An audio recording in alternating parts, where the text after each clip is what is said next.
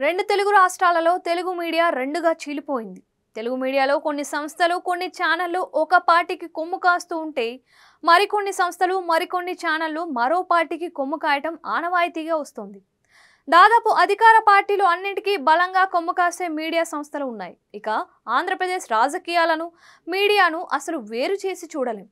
ఇక్కడ పచ్చ media, బులుగు media, నీలి మీడియా, కూల్ మీడియా అంటూ రకరకాలుగా విడిపోయాయి. ఇక వైసీపీ వాళ్ళు పదే పదే పచ్చ మీడియాని కొన్ని సంస్థల పేర్లు చెప్పి ఆరోపణలు చేస్తూ ఉంటారు. వైసీపీ అధినేత జగన్ కూడా ఇదే తరహా విమర్శలు ఎప్పటి నుంచో చేస్తూ వస్తున్నారు.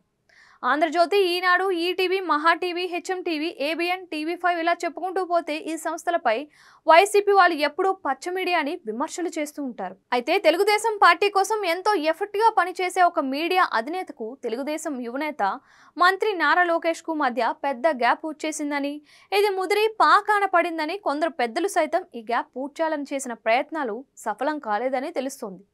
గత 4 నెలల నుంచి ఈ గొడవ పెరిగి పెద్దదవుతూ వస్తోంది. చివరకు ఎన్నికల టైంలో కూడా ఆ మీడియా అధినేత సిఫార్సులతో పాటు ఆ సంస్థకు పార్టీ నుంచి ఇచ్చే వాణిజ్య ప్రకటనలు సైతం భారీగా తగ్గించేసినట్లు తెలుస్తోంది. ఇందుకు సదరు మీడియా నేత చేసిన ఓవర్ యాక్షన్ కూడా కొంత కారణమని పార్టీ వర్గాల్లో ప్రచారం జరుగుతోంది.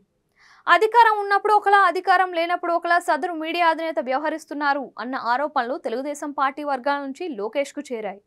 దీంతో లోకేష్ ఎన్నికలకు ముందు నుంచే ఆ మీడియా అధినేతను, ఆ మీడియా సంస్థలను పక్కన పెడుతూ వస్తున్నారని తెలుస్తోంది. చివరకు ఆ మీడియా నేత లోకేష్ను కలిసేందుకు అపాయింట్మెంట్ అడిగితే కూడా ఇవ్వని పరిస్థితి ఉంది అన్న చర్చ ఇప్పుడు మీడియా సర్కిల్లో గట్టిగా నడుస్తోంది. అందుకే ఎప్పుడు తెలుగుదేశం పార్టీకి అనుకూలంగా వార్తలు ఇచ్చే ఆ మీడియాలో ఇప్పుడు ప్రభుత్వం ఏర్పడి 2 నెలలు కూడా కాకుండానే ప్రభుత్వ వ్యతిరేక వార్తలు వస్తున్నాయి అన్న చర్చలు కూడా నడుస్తున్నాయి.